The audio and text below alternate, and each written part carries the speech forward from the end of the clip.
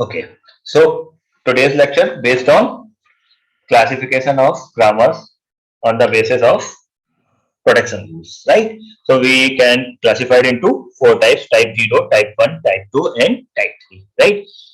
In this slide, we can see the comparisons of type 1, type 2, type 3, and type 0 grammars. Okay, clear? Now,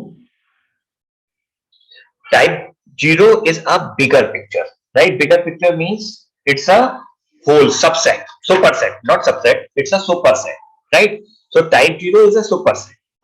In type 0, we contain type 1, type 2, and type 3. So in simple and sober sense, if we can say if any grammar is type 0, so it means it is directly support the type 1, type 2, and type 3, isn't it? Right? Now, type 0, it means unrestricted. Right? Type इसका क्या है? Unrestricted. Unrestricted मतलब कोई restrictions नहीं है. You can write the production. When we talking about the grammar, so don't confuse. We talking about only the production part, right? So if we write a production, right? Production rule. So there is no restrictions. You can write the production in any types, right? You can terminal, non-terminal combinations, terminal combinations, terminal, non-terminal, and terminal, non-terminal. All the possible combinations are available in type 0. So the mean is unrestricted. Unrestricted is for production rules. Okay. First point is clear. What is the meaning of unrestricted? Right? It's the nature of production rules. Right? Now, type 1. Type 1 is a context sensitive grammar, right? Context sensitive grammar, it means यहाँ पे आपके पास में कुछ rules हैं. Context sensitive है, किसी चीज को लेके आपके पास में sense किया जा रहा है, sensitive, right? So वो rule and regulations क्या है, हम लोग अभी आगे further discuss करेंगे कि हमारे पास में कैसे protection rules लिखे जाते हैं आपके पास में किसी भी type 1 grammar के, right? Clear है चीज? अब आते हैं, इसीलिए इसका नाम लिखा गया है context sensitive grammar, right? और ये ग्रामर आपके पास में इसके और भी नाम हैं, तो अभी हम जब डिटेल में डिस्कस करेंगे टाइप 1, टाइप 2, टाइप 3, तो हम इसका और भी नाम डिस्कस करेंगे. इसका अनदर नेम है आपके पास में length increase grammar, right? Non constructing grammar, right? So some interesting name of that one. Now type 2. Type 2 grammar is context free grammar. Context sensitive and context free दोनों का meaning समझ में आ रहा है? First is unrestricted. अनरिस्ट्रिक्टेड मतलब कोई restriction नहीं. Some part पे आपने किसी कंटेक्स्ट को सेंसिटिव कर रखा है, यानी ये चीज ऐसे ही रहेगी, राइट? अब आपने उस सेंसिटिविटी पार्ट को हटा दिया. जैसे हमने आपसे बोला हुआ है कि सी जो है वो आपके पास में केस डिपेंडेंट है, यस या no? Give me the answer. C language is case dependent language, yes या no? Anyone can give me the answer?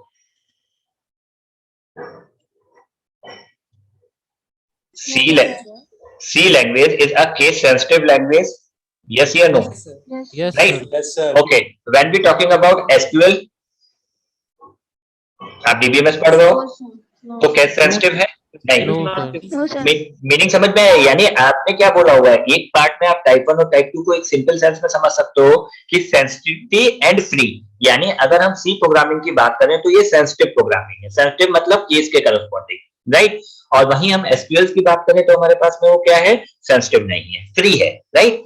So type 1 और टाइप 2 में भी यही डिफरेंस है. यहाँ पे हम किसी कंटेक्स्ट में उस चीज को प्रोटेक्शन रूल को सेंसिटिव यानी एक पर्टिकुलर रूल एंड रेगुलेशंस के पार्ट पे लिखते हैं, और वही जो रूल है आपके पास में वो टाइप 2 में हटा दिया जाता है, उसको लीनियंट कर दिया जाता है और उस चीज को डायरेक्टली डिफाइन कर सकते हैं.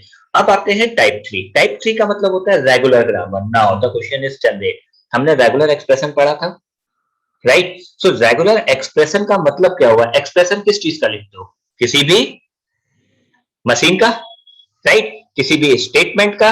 वो स्टेटमेंट कैसे फॉर्म हो रहा है? With the help of language. वो लैंग्वेज कैसे फॉर्म हो रही है? With the help of grammar, right? So regular grammar का मतलब क्या हुआ? We talking about the regular expressions, right? अगर हम बोलते हैं कि हमने कोई एक रेगुलर ग्रामर लिखी हुई है तो हम उससे रेगुलर लैंग्वेज डिफाइन कर सकते हैं. If we define the regular language so we can easily construct the regular expression. If we define the regular expression we can easily construct the machine, right? So that is a simple mechanism of type 3, right? Grammar. So type 3 grammar is most popular grammar that is called regular grammar. Okay. Now the second difference in type 0, type 1 and type 2, type 3 में. सो recursively immutable language, इसका दूसरा नाम आपके पास में क्या है? Recursively immutable language, right. यानी आप इसे रिकर्सिवली यूज कर सकते हो, डिफाइन कर सकते हो, रीयूज कर सकते हो। यहाँ पे आपके पास में कोई फर्दर क्लासिफिकेशन नहीं है, कॉन्टेक्स्ट सेंसिटिव है, ये कॉन्टेक्स्ट फ्री है, ये रेगुलर लैंग्वेज को सपोर्ट करती है। ये किस तरीके की लैंग्वेज को सपोर्ट करती है? रिकर्सिवली लैंग्वेज को। ये कॉन्टेक्स्ट सेंसिटिव। अब ग्रामर और लैंग्वेज में क्या डिफरेंस है? अभी हम लोगों ने कल के लेक्चर में ये चीज समझी थी। जहां पे हम प्रोटेक्शन रूल्स की बात करते हैं वो क्या होती है? Anyone give me the answer. जहां पे हम प्रोटेक्शन रूल्स की बात करते हैं दैट इज लैंग्वेज और grammar. Give me the grammar. Grammar, right? When we talking about the protection rules, so we talking about only grammar, right? अब हम लोगों ने एक प्रॉब्लम डिफाइन करी थी कि अगर हम किसी भी दो ग्रामर को इक्विवेलेंट ग्रामर बोलते हैं, राइट? सो इक्विवेलेंट ग्रामर कैसे प्रूफ करोगे? Anyone give me the answer. Language define करके। लैंग्वेज डिफाइन करके, यानी हमें किसी भी दो ग्रामर को अगर सेम प्रूफ करना है, हम बोले कि हिंदी और इंग्लिश लैंग्वेज हमारे पास में सेम है, राइट? सो हम कैसे सेम प्रूफ कर सकते हैं? जब हम उसकी ग्रामर को, राइट, यानी उस लैंग्वेज को हम क्या करें, उस ग्रामर रूल्स को सिमिलर तरीके से डिफाइन करते हैं, यानी उसकी ग्रामर वही चीज प्रोड्यूस कर रही है, राइट, जो दूसरी ग्रामर प्रोड्यूस कर रही है, तभी हम बोल सकते हैं कि दोनों की ग्रामर आपके पास में क्या है? सेम है। अदरवाइज आपके पास में कोई और रूल नहीं है ग्रामर को इक्विवेलेंट प्रूफ कराने का, right?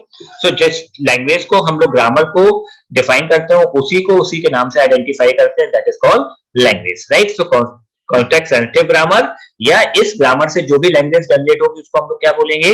Context sensitive language, right? Unrestricted grammar से जो भी लैंग्वेज जनरेट होगी उसको हम लोग बोलते हैं recursively immutable language, right? Context sensitive grammar से जो भी लैंग्वेज जनरेट होगी that is called context free language, and regular grammar से जो भी जनरेट होगा that is called regular language. अब आते हैं टाइप 0 किस तरीके की मशीन को सपोर्ट करती है? सो that is called the Turing machine. Turing machine आपके पास में एक ऐसी मशीन है जिससे आप दुनिया की कोई भी प्रॉब्लम सॉल्व कर सकते हो, isn't it? राइट? आपने अगर किसी भी चीज को, एलन ट्यूरिंग के नाम पे बना हुआ था, सेकेंड वर्ल्ड वॉर में आपके पास में जब हुआ था तब एलन ट्यूरिंग ने इसको डिजाइन किया हुआ था, राइट? और बहुत सारे इस पे आपके पास में स्टोरीज हैं, बहुत सारी आपके पास में फैक्ट एंड फिगर्स हैं, right? But we don't discuss this time. when we teach the tuning machine, then we discuss all the fact and figures regarding the tuning machine. But it is a very powerful machine, right? If you define a particular problem solve with the tuning machine, it means you can solve each and every type of that particular language problems you can solve with the help of that machine, right? So simple सा meaning है tuning machines का। meaning आपके पास में क्या है? Tuning machine एक ऐसी पावरफुल मशीन है जिससे आप किसी भी तरीके की लैंग्वेज को डील कर सकते हो या किसी भी तरीके की ग्रामर को डील कर सकते हो। Either they are type 1, type 2 और type 3 because that is a superset, right? Okay, now type 1 is a linear bound automata. अब ऑटोमेटा का मीनिंग क्लियर है। लीनियर बाउंड का मतलब हो गया आपके पास में जहां पे हम लीनियरिटी टर्म में किसी भी चीज को बाउंड करते हैं, राइट? और ये लीस्ट फ्रिक्वेंटली यूज होता है, right? In real word least frequently use होता है, सो हम इसके लिए बहुत ज्यादा बॉदर नहीं करते हैं। Now type 2 and type 3। So type 2 grammar जो है that is push down automata. अब अगर हम यहाँ पे थोड़ा सा डिटेल डिस्कशंस करें, सो पुश डाउन ऑटोमेटा में आपके पास में अपनी स्टोरेज कैपेसिटी होती है। We take a example mobile phone, right? जब शुरू में आए थे तो मोबाइल फोन में कितने जीबी की कैपेसिटी होती थी, या जब शुरू में कंप्यूटर्स आए थे तो कितनी जीबी की रैम होती थी? Anyone can tell me? GB में होती थी, यस या नो? सर जीबी में नहीं होती थी सर, एमबी में होती थी। एमबी में, और एमबी से पहले भी केबी में होती थी, मेमोरी चिप्स होते थे, राइट? सो सेम चीज है यहाँ पे भी, जो आपके पास में जनरेशन है, ऐसे समझो ट्यूनिंग मशीन की जो कैपेसिटी है वो आपके पास में जीबी में है, राइट? जो आपके पास में टाइप 2 है वो एमबी में है, और जो फाइनाइट स्टेट ऑटोमेटा है जो हम लोगों ने डीएफए बनाए हुए हैं वो आपके पास में केबी में है। यानी जो मशीन्स हैं उनकी स्टोरेज कैपेसिटी के बेसिस पे हम इसको डिफाइन कर सकते हैं। तो बहुत छोटी प्रॉब्लम्स हम लोग किससे सॉल्व कर सकते हैं? फाइनाइट स्टेट मशीन से सॉल्व कर सकते हैं। बट जहां पे हमें किसी चीज की स्टोरेज की बात आ जाए, यहाँ पे हमें कुछ लिमिटेड चीजें स्टोर करनी है, तो वो चीज हम किससे हैंडल नहीं कर सकते हैं? We never handle with the finite state automata because there is no memory storage capacity. Then we switch into the push down automata है, इसीलिए टाइप 3 से हम कहां पे आ गए, टाइप 2 पे आ गए। बट टाइप 2 में भी हमारे पास में मेमोरी की लिमिटेशन थी, कुछ कॉम्प्लेक्स प्रॉब्लम है जिनको हम सॉल्व करना चाहते हैं, तो हमारे पास में मेमोरी लिमिटेशंस है। जो पुश डाउन ऑटोमेटा है वो हमेशा स्टैक कॉन्सेप्ट पे काम करता है, राइट। सो जब इस मेमोरी की लिमिटेशन खत्म हुई तो हमने एक इससे बड़ी मशीन डिजाइन करी। सो टाइप 1 हमारे पास में हमने डिजाइन तो करा, बट इसकी बहुत सारे कंस्ट्रेंट और बहुत सारी लिमिटेशन थी। तो ये जस्ट आपके पास में लॉन्च हुआ और आपके पास में मार्केट से लॉस हो गया, just like a window XP, right. Launch, sorry, millennium, not XP. Millennium आपके पास में लॉन्च हुआ और उसको एक्सपी ने बड़ी इजीली रिप्लेस कर दिया। तो सेम एज आपके पास में लीनियर बाउंड ऑटोमेटा है, आपके आया मार्केट में, या चीजें आपके पास में डिफाइन हुई, कॉन्सेप्ट डिफाइन हुआ, एंड आफ्टर दैट आपके पास में उसे लॉस कर दिया गया। एंड उसके प्लेस पे आपके पास में एक बहुत powerful machine I, that name is tuning machine. इसकी लिमिटेशंस नहीं थी मेमोरी की, इसमें हम कितनी भी कॉम्प्लेक्स प्रॉब्लम सॉल्व कर सकते हैं, राइट। बट किसी भी प्रॉब्लम की ट्यूनिंग मशीन डिजाइन करना is not a easy task, right, clear. So अगर हम इन जनरल वर्ड्स में बोलें कि अगर हमने किसी भी प्रॉब्लम की ट्यूनिंग मशीन डिजाइन कर ली, तो इट मींस वो प्रॉब्लम हमारे पास में पॉलिनोमियली टाइम में सॉल्वेबल प्रॉब्लम्स है, राइट। आपने अगर वर्ड सुना हो P problems and NP problems, right. NP मतलब non deterministic polynomial time, P means polynomial times, right. So अगर हम आपसे बोलें एक सिंपल सेंस में 2 की पावर 1 पॉलिनोमियली टाइम में सॉल्व हो जाएगा, यस या नो? 2 की पावर क्या बोले? 2 की पावर 1 यस सर, हो जाएगा, राइट। अब हम इसी इक्वेशन को जनरल फॉर्म में लिखते हैं, 2 की power n, where n equal to 1 आप सॉल्व कर लोगे, n इक्वल टू 2 सॉल्व कर लोगे। हमने आपको एक कैलकुलेटर दे दिया, अब हमने आपसे बोला 2 की पावर 10 आप सॉल्व कर लोगे। लेकिन अगर हम आपसे बोल रहे हैं 2 की पावर 10 lakhs, तो आप क्या कंप्यूटर पे सॉल्व कर पाओगे? नॉर्मल कंप्यूटर्स पे 2 की power 20 lakhs, 30 lakhs, right, that is not possible, right. So हम किसी भी प्रॉब्लम्स को पॉलिनोमियल टाइम से नॉन पॉलिनोमियल टाइम में बड़ी इजीली रिड्यूस सॉरी एक्सटेंड कर सकते हैं। बट कोई भी नॉन पॉलिनोमियली प्रॉब्लम्स को रिड्यूस करना पॉलिनोमियली टाइम में, दैट इज कॉल्ड रिसर्च। यानी हमारे पास में आज भी दुनिया में बहुत सारी ऐसी प्रॉब्लम्स हैं जो नॉन डिटर्मिनिस्टिक हैं, जिनको हम टाइम के कंस्ट्रेंट्स में डिफाइन नहीं कर सकते हैं। इन ओल्डन टाइम्स, राइट, यहाँ से चांद पे पहुंचना एक नॉन डिटर्मिनिस्टिक प्रॉब्लम थी। Nowadays that is a deterministic problem, हम within a time period आपके पास में चांद पे पहुंच सकते हैं, राइट। सेम एज मार्स पे पहुंचना, राइट, किसी टाइम पे नॉन डिटर्मिनिस्टिक था, नाउअडेज आपके पास में डिटर्मिनिस्टिक है। बट अभी भी अगर हम आपसे बोले सन पे पहुंचना, it is a non deterministic, अभी हम उसे सॉल्व नहीं कर पाए हैं, राइट। सो जो भी प्रॉब्लम्स हम पॉलिनोमियली टाइम में सॉल्व नहीं कर पाते हैं, that is called non deterministic, और जिनको भी हम पॉलिनोमियली टाइम में सॉल्व कर लेते हैं, that is called deterministic. So this is a overall explanation regarding the type 0, type 1, type 2 and type 3 with some interesting fact and figures, right? So simple meaning समझ में आया, type 0 का मीनिंग क्या है, type 1 का मीनिंग क्या है, type 2 का मीनिंग क्या है, type 3 का मीनिंग क्या है। Now, right, the part is we already discussed what is the definition of grammar. Now, this is again regular grammar को अब हमें राइट लीनियर और लेफ्ट लीनियर वर्ड समझना है। हमने इस चीज को पहले भी यूज किया हुआ है, left recursive, right recursive grammar. So don't confuse with the left linear और right linear, the rules are same, right. देखो, अगर हमने आपसे लिखा हुआ है राइट लीनियर ग्रामर और left linear grammar, if all protection rules are of the form of a tends to small a capital B and a tends to small a, right. सो जितने भी नॉन टर्मिनल हैं, अगर वो आपके पास में टर्मिनल के राइट हैंड साइड पे हैं, so that grammar is called right linear grammar, okay. और अगर आपके पास में टर्मिनल सिंबल के लेफ्ट हैंड साइड पे हैं, तो क्या होगा, लेफ्ट लीनियर ग्रामर। अभी क्वेश्चन जनरेट होता है सर लेफ्ट और राइट दोनों साइड हो, तो that is a left and right linear grammar, isn't it, right. So अगर हम आपसे बोले हैं कि लेफ्ट लीनियर ग्रामर का मीनिंग क्या है, तो जो हम प्रोटेक्शन रूल्स लिख रहे हैं, राइट, वो हमारे पास में क्या होने चाहिए, हमेशा जो भी आपके पास में नॉन टर्मिनल है, वो टर्मिनल के हमेशा किस साइड आएंगे, लेफ्ट साइड आएंगे, कभी भी राइट साइड नहीं आ सकते हैं अगर आपने लेफ्ट लीनियर ग्रामर डिफाइन की है, right. Same as right linear grammar का मतलब क्या है, जो हमारे पास में नॉन टर्मिनल्स हैं, वो हमेशा किस साइड में आएंगे, आपके राइट हैंड साइड में आएंगे, कभी भी लेफ्ट हैंड साइड में नहीं आएंगे, right. So that is a part of left linear and right linear grammar. You can write it down in your copy, right? Left linear grammar and right linear grammar, okay, right, that is related to left linear and right linear grammar, right। अब हमने आपको in previous section we already discussed What is the complex part? The complex part, the giving language, and we define the production rule means grammar. That is a very complicated part. So we use this concept for the left linear grammar or right linear grammar. So this is a language, a की power n, b की power n, where n is greater than equal to 2, m is greater than equal to 3. So it means आपके पास में जो language set बनेगा वो क्या define होगा, a की पावर n, यानी n की मिनिमम वैल्यू क्या हो सकती है 2 और m की वैल्यू मिनिमम क्या हो सकती है 3, यानी डबल ए और ट्रिपल बी आपके पास में इसमें सबसे छोटी से छोटी आपके पास में स्ट्रिंग काउंट होगी, राइट? क्लियर? मीनिंग क्लियर है? सबसे छोटी स्ट्रिंग क्या होगी, double A and double B. Okay, isn't it बेटा? यहां तक में किसी को कोई प्रॉब्लम है? Just okay. नाउ अब अगर हम इसके प्रोडक्शन रूल्स बनाएं तो देखो, प्रोडक्शन रूल बनाने का मतलब कैसे आप प्रोडक्शन रूल बनाओगे, अब आप कॉपी पे समझना है इस चीज को. Write it down in your copy on your B. Right, हमने एक स्टार्टिंग सिंबल लिया S, right, this is a starting symbol. अब हमें सबसे पहले एक ए चाहिए क्योंकि मिनिमम 2 ए चाहिए, तो हम डबल ए लिखेंगे तब भी लिख सकते हैं. अगर हम आपसे बोलें कि डबल ए और एस लिखते हैं तो हमारे पास में क्या है, हम अगली बार में अगर हमने डबल ए लिखा तो नेक्स्ट बार में अगर हम ए की बात करेंगे, दोबारा ए को सब्स्टिट्यूट करेंगे तो हमें कितने ए मिलेंगे, 4 ए. तो क्या आपकी लैंग्वेज में 3 ए नहीं आ सकते हैं? Give me the answer. आ सकते हैं ना? तो हम बिल्कुल, तो हम डबल ए वाला कॉन्सेप्ट क्यों नहीं ले रहे हैं? मीनिंग क्लियर हुआ? तो हम सिंपल, हमने पहला प्रोडक्शन बनाया S tends to A S, right?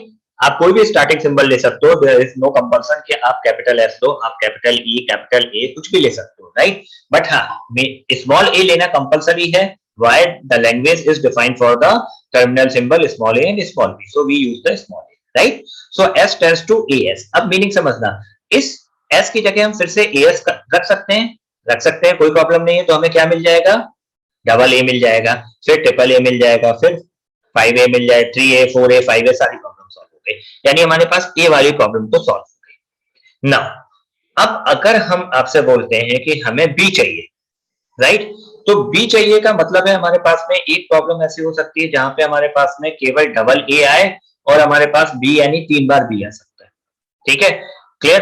तो हमारे पास में हमने एक प्रोडक्शन ऐसा डिफाइन किया कि अगर हम इसी तरीके से डिफाइन करते एस टेंड्स टू, राइट, अब एस की जगह हम कोई और सिंबल लेंगे, suppose A tends to, right, B A, right, हमने ये सिंबल डिफाइन किया. तो अब हमारे पास में 1 2 3 4 5 कितनी भी बी आ सकते हैं. क्लियर?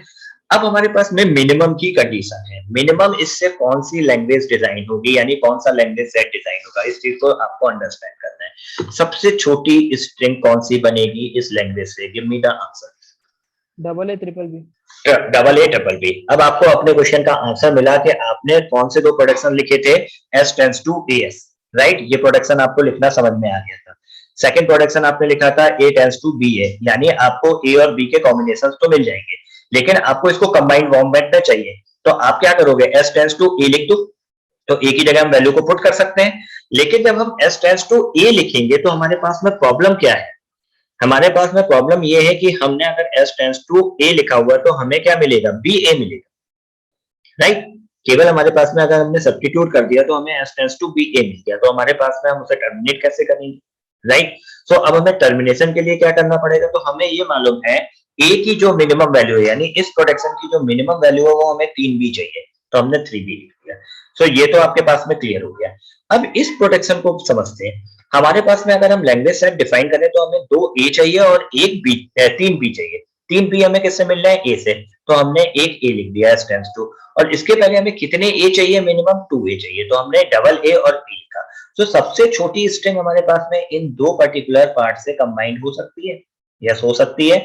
अगर हमने केवल इस प्रोडक्शन को लिया डबल ए, कैपिटल ए और capital A tends to triple B, तो अगर हम इस पर्टिकुलर दोनों प्रोडक्शन को सब्स्टिट्यूट करें तो हमें क्या मिल जाएगा, आपके पास में डबल ए और ट्रिपल बी मिल जाएगा. क्लियर? और अगर इसके अलावा कोई भी और पार्ट चाहिए तो हमने इसका रिपीटेशन ले लिया, S tends to A S और ए टेंड्स टू बी. ये आपके पास में एक तरीके की रीजनिंग है, राइट? इसमें ऐसा नहीं है कि कुछ आपको नया हम रूल सिखा देंगे या कुछ आपके पास में ट्रिक्स एंड टेक्निक्स हैं.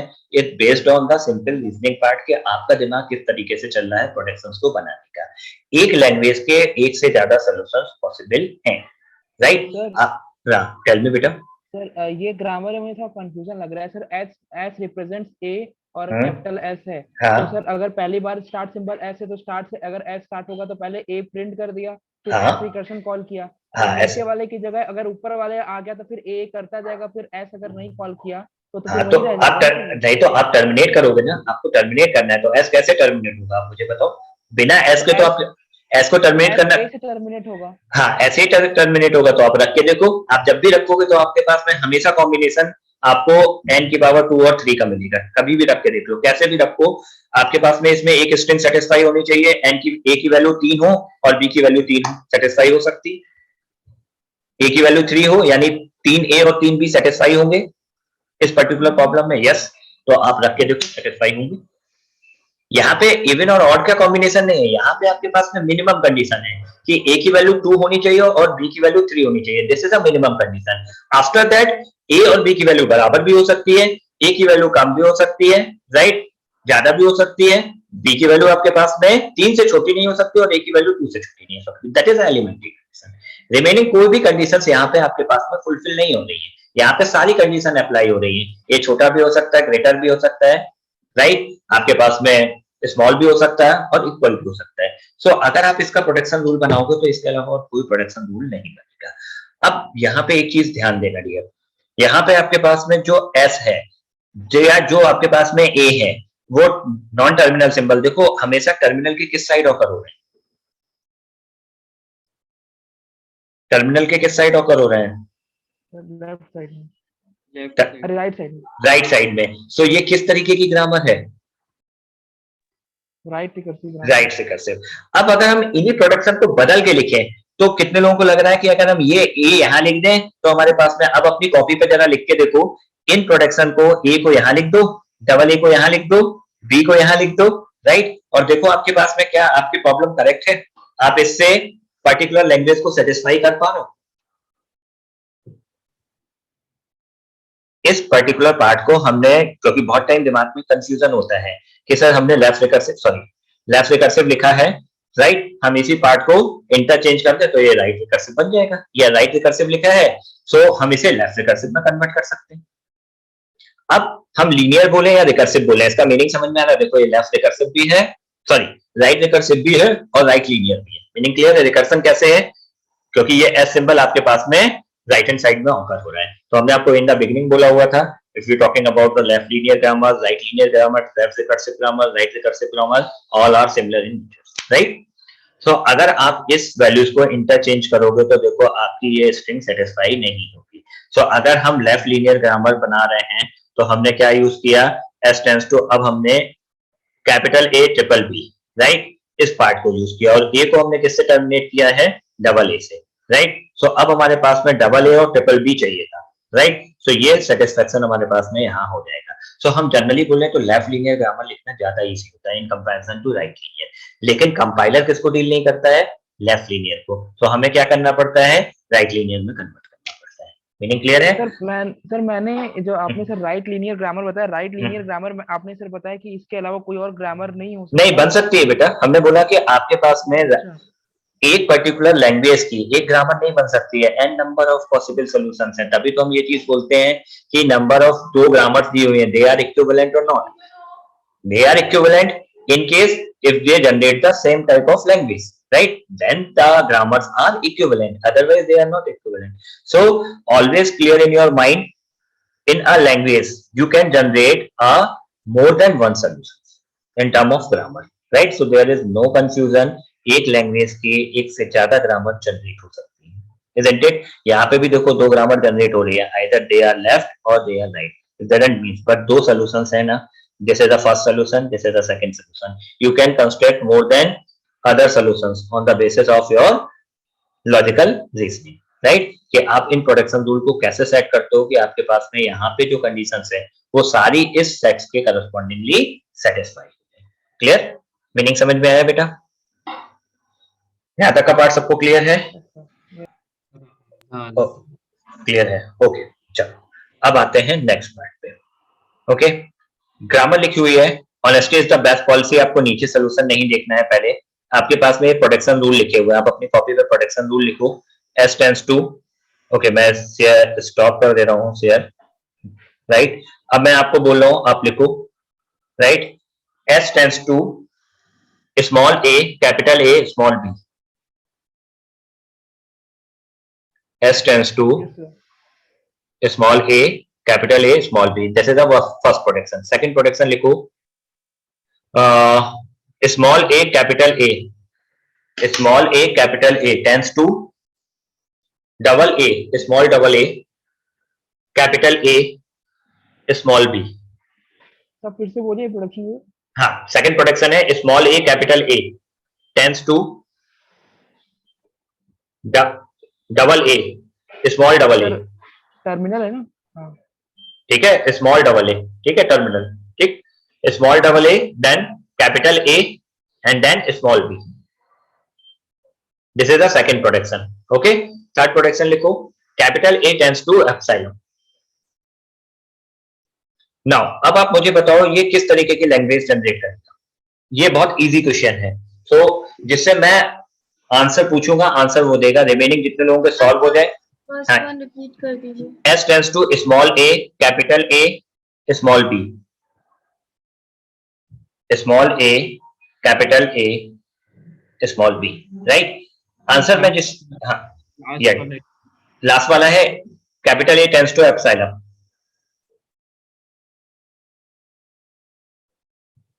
Capital A tends to epsilon.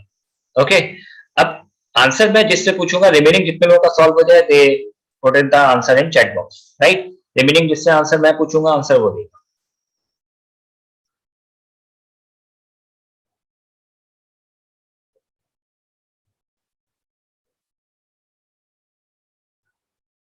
I hope सबका सॉल्व हो गया होगा. सिंपल क्वेश्चन है.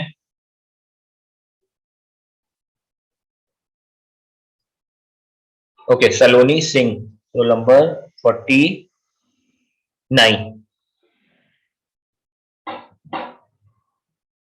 Give me the answer. Sir अभी हुआ नहीं, अभी कर रहे हैं। कर रहे हो, okay, do it fast. Roll number 32, Nishant.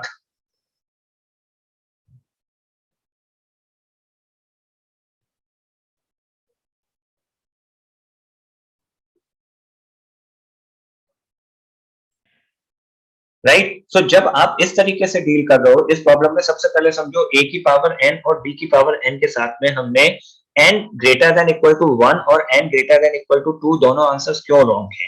Right.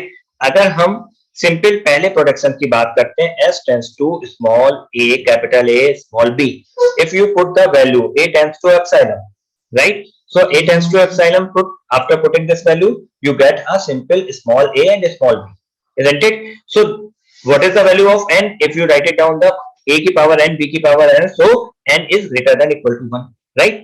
But you write it down one more production, a tends to epsilon, so it means you satisfy the null string, but the starting symbol is s tends to small a, capital A, small b. तो सबसे छोटी string क्या आपके पास इसमें नल आएगी? नहीं आएगी, because s is a starting symbol. So if you talking about the s, so the minimum value is small a, small b. So the answer is a की power n, b की power n, where n is greater than equal to 1, right? अब इन values को substitute कैसे करेंगे? तो simple है. पहला production आपके पास में क्या है? s tends to small a, capital A, small b, right. तो स्मॉल a की जगह हम फिर से सेम वैल्यू को पुट कर दें. a की जगह हमारे पास में क्या मिल रहा है? स्मॉल a, कैपिटल A के बराबर क्या है आपके पास में? Double a, right, capital A, small b. हमने इसको फिर से पुट कर दिया, राइट. तो हमें क्या प्रोडक्शन मिल गया? I can show this picture for you, right, just a minute.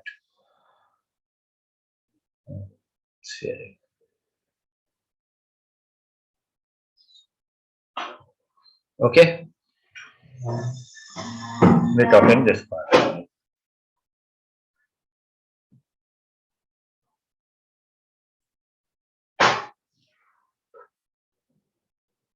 Okay, देखो अब अगर हम यहाँ पे बात करें तो हमारे पास में हमने double A double B put कर दिया, right. Double A, capital A, small b हमने पुट कर दिया किसकी जगह? स्मॉल a, कैपिटल A की जगह, isn't it? राइट. तो अब हमें क्या मिला? Double A double B. अब हम एक ही जगह एप्सिलॉन पुट करते हैं तो हमें नेक्स्ट स्ट्रिंग क्या मिल जाएगी? Double A double B, right. इसी प्रोसेस को अगर हम कंटिन्यू करते जाते हैं तो हमेशा हमारे पास में क्या मिल रहा है, या तो ए बी मिल रहा है, या डबल बी मिल रहा है, या ट्रिपल बी मिल रहा है। और अगर हम इसको सिंपल स्टेटमेंट फॉर्म में बोले तो इवन नंबर ऑफ ए और इवन नंबर ऑफ बी, या इक्वल नंबर ऑफ ए और equal number of B, right a regular expression for equal number A और equal number B where minimum A and B are 1। सो आप ये condition या इस regular expression को बड़ी इजीली लिख लोगे। अब इसी पर्टिकुलर स्टेटमेंट की अगर हम आपको लैंग्वेज लिखने के लिए बोले तो आपने लैंग्वेज लिख दी।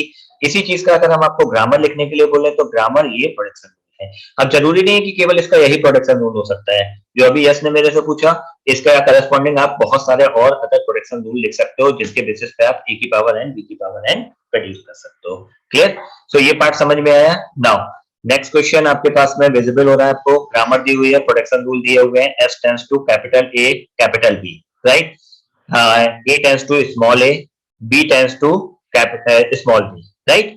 अब हमारे पास में जो मिनिमम स्ट्रिंग स्टार्ट हो रही है that is capital A capital B. So हम ए बी को पुट करेंगे टर्मिनल सिंबल के साथ में, तो मिनिमम स्ट्रिंग क्या मिल गई, ए बी मिल गई। क्या हम इसको दोबारा सब्स्टिट्यूट कर सकते हैं? आप मुझे आंसर दो। इसके अलावा इसका रिकर्सन है ही नहीं इसमें, रिकर्सन है ही नहीं, तो इसका सब केवल एक ही और एक ही स्ट्रिंग सेटिस्फाई होगी that is A B, right. So अगर आपके पास में हम आपसे बोलें कि एक ए बी स्ट्रिंग के लिए लैंग्वेज लिखो तो आप लिख सकते हो, ए बी स्ट्रिंग के लिए ग्रामर लिखो लिख सकते हो। सो अब आपको बोथ ही डायरेक्शनल वर्क करना है। हम आपको एक ही एग्जांपल में तीनों चीजों को रिलेट कर रहे हैं। पहला पार्ट तो ये हो गया कि हमें प्रॉब्लम दी हो उससे लैंग्वेज डिफाइन करना है, सबसे इजी टास्क है।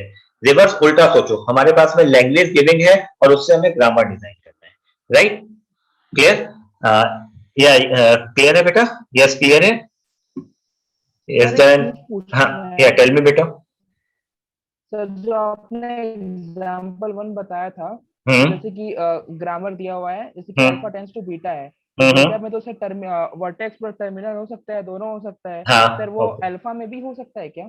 बेटा अभी हमने बताया ना कि बिल्कुल मतलब कि टर्मिनल राइट हो सकता है। अभी हम लोगों ने कितनी टाइप की ग्रामर पढ़ी है, टाइप 0, टाइप 1, टाइप 2, टाइप 3। अभी हमने नहीं बताया प्रोडक्शन कैसे लिखा जाता है। सो एक पर्टिकुलर हमने आपको ग्रामर बोला हुआ था जो बहुत रेयरली यूज होती है, दैट इज टाइप 1 ग्रामर। वहां पे ये चीज पॉसिबल है, राइट। सो अभी हम लोग उसका डिस्कशन करेंगे, राइट, क्योंकि हमें अलग अलग पार्ट समझने हैं। तो हम किस पार्ट पे हैं? पहले हमने सारे ग्रामर्स के टाइप समझ लिए, अब हम प्रॉब्लम सॉल्विंग समझ रहे हैं। फिर हम फिर से लौट के आएंगे टाइप 1, टाइप 2 और ज्योमेट्री कन्वर्जन पे। तो जब हम कन्वर्जन पार्ट पे आएंगे तब हम इन चीजों को डिस्कस करेंगे।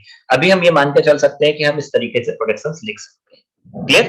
राइट। नाउ अब आते हैं थर्ड एग्जांपल पे। देखो थर्ड एग्जांपल में हमारे पास में प्रोडक्शन लिखा हुआ है S tends to capital A capital B. But ये जो पार्ट है ये बहुत रेयर केस यूज होता है, राइट। क्लियर? जो ऊपर वाला पार्ट अभी आपने पूछा था। Now capital A tends to small A capital A और small a and capital B tends to small b capital B और small b, राइट। अब अगर हम इससे ग्रामर जनरेट करें तो देखो इससे ग्रामर जनरेट हो रही है a की पावर n b की पावर m बोल लो, या a की पावर m b की पावर n बोल लो, where m is greater than equal to 0 and n is greater than equal to 0। अब देखो फर्स्ट एंड थर्ड दोनों में कुछ डिफरेंस है, दोनों की लैंग्वेज में कुछ डिफरेंस है। यहाँ पे आपके पास में 0 आप पुट कर सकते हो, राइट। तो आपके पास में 0 कैसे होगा? एप्सिलॉन तो है नहीं सर, 1 होना हाँ, राइट। सो अगर आपके पास में आप यहाँ पे पुट करोगे तो यहाँ पे ग्रेटर देन 1 होना चाहिए, 0 नहीं होना चाहिए। रॉन्ग है आपके पास में क्योंकि मिनिमम स्ट्रिंग ए बी है। तो देखो a की पावर n, अब यहाँ पे हमारे पास में पावर सेम थी, बट यहाँ पे पावर आपके पास में क्या है, मे बी अलग अलग हो सकती है, मे बी सेम हो सकती है। अगर पावर सेम होती तो a की पावर n b की पावर n पुराना वाला क्वेश्चन मिल जाता। पावर चेंज है तो आपके पास में एक प्रोडक्शन और एड ऑन हो गया, ऑलमोस्ट सिमिलर चीजें होंगे। तो हम किसी भी ग्रामर के, हमने आपसे बोला हम कई तरीके से आपके पास में प्रोडक्शन रूल लिख सकते हैं। क्लियर? यहाँ पर ये पार्ट क्लियर हुआ बेटा। अब आते हैं आपके पास में कॉन्टेक्स्ट फ्री। अब हम आज इसके आगे कोई भी चीज आपसे डिस्कस नहीं करेंगे, राइट। यहाँ तक का पार्ट हम स्टॉप कर रहे हैं। इसके आगे हम लोग डिस्कस करेंगे